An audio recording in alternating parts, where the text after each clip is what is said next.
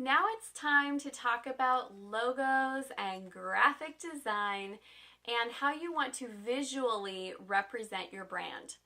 In the brand brief worksheet that you've worked on, you've got some great information there that is going to be very helpful to a good graphic designer. When you have your logo designed, the first thing and most important thing to do is that brand brief, because it's going over information about what message do you want to portray, what do you want to send to people. When people interact with your brand, what do you want them to feel or think or do? That's going to be really important. You've also got information on there like what types of color families do you like, what types of logos do you like. All of that information is going to be really helpful for you to be able to go to a graphic designer and say, here you go, design me my logo. I want to walk you through, however, the process to hiring a great graphic designer, working with them through revisions, and how to really come out with a good, solid logo that you can grow with for a long time. So tip number one is going to be in the hiring process. You can hire a logo designer on Upwork.com. That's going to be probably your least expensive option there, or Fiverr. Difference with Fiverr is Fiverr usually does they get paid once, okay? So you're going to pay $35 for a logo. They don't want to keep doing revisions. They just want it to be done. So you kind of have to like what they first gave you and stick with, you might get one or two revisions. That's about it. After that, they're going to say, I'm done, I did what you paid me to do. So I don't like doing logo design on Fiverr. I'll do other graphics on Fiverr. I don't like doing logo design there.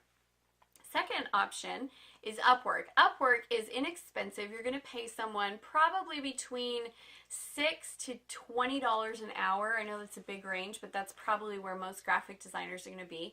I have a pretty good one that I pay $11 an hour. And they're going to go and they'll take your information that you provided.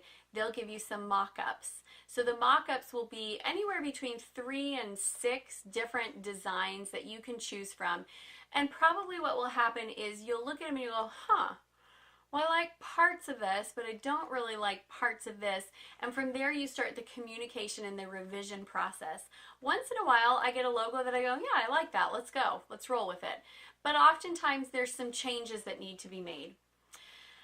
Be very understanding that it is a communication process. So don't freak out if you don't love your first logos. Talk them through the process. Tell them, I didn't like this. I did like this. Here's why I don't like what I don't like. And be very open to communicating. There's also a program called 99 Designs where you submit your project and a bunch of graphic designers submit their artwork, and then from there you choose which one you want to work with and do revisions with. That you're going to pay more like probably $300, but if you know you want to see a lot and you know you want to get logos that, what happens with 99 Designs is you'll be able to look in and say, oh, I really like that, because you've got so many to choose from.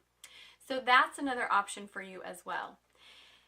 That is an important part. Make sure when you hire your designer, you look at their portfolio, you make sure that you like their portfolio, you read reviews of other people who have worked with them, because I have seen this, especially this is really common on Fiverr and Upwork. They pull other people's designs and claim that they were their logos. So they'll just say, oh yeah, here's a bunch of my logos, and they're just samples that they got from somewhere else. So you have to actually read through who had they designed for, did they like them. Now, if you're using someone who is like a legit local graphic designer, you don't have to worry about that as much as you do with the online stuff, but you also are paying more for it, right? So make sure you like their work, make sure their customers like working with them. Second part is really communicating clearly what it is that you want, and don't overcomplicate it. The biggest flops in terms of logos are the ones that are very busy. Very busy logos are very hard to make look absolutely awesome. You want to keep your logo kind of simple, because if you think about a website, there's a lot of things going on around it. And I know it's hard to look at a logo that's kind of simple and picture how's this going to make a really visually appealing website, but remember, you've got pictures on your website, you've got colors, you've got text elements, you've got textures that you're putting in, backgrounds.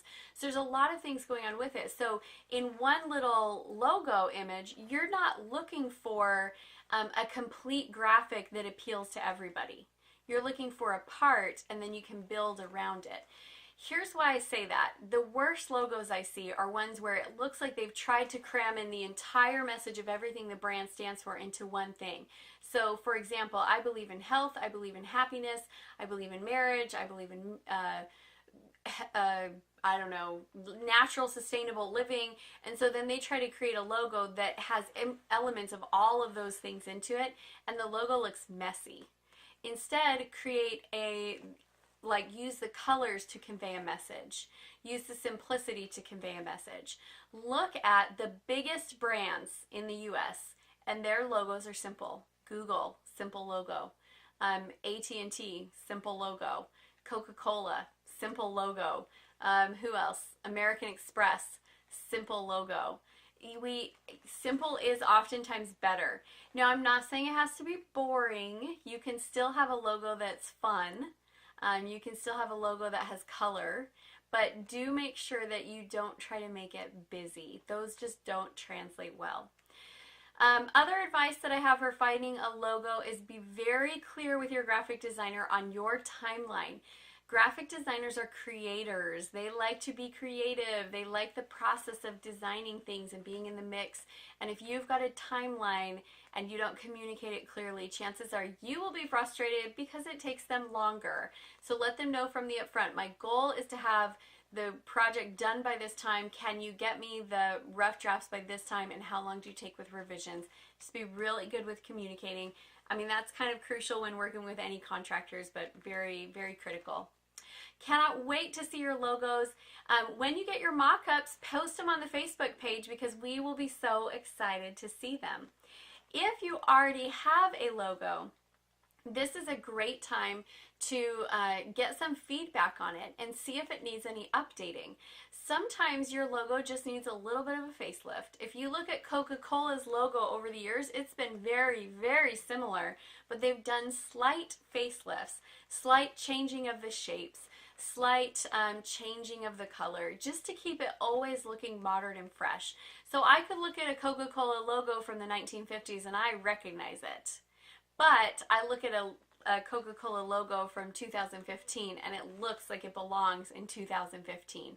So this might be a time to just kind of check in and see, do I need an update? Do I want to just give it a little facelift? And then you can look at things like the lines, you can look at things like the layout, you can also look at things like updating the colors.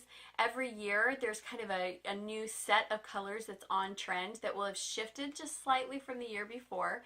And so you can look at your colors, maybe green is one of your colors, and say, okay, what are the color trends for 2016 for the color green? And see what's showing up. Are they shifting to more of an earthy? Are they going a little bit more bright? Is it more minty? You know, just look and see if you need an update. All right, that is our logo fun for today. Have fun with your graphics.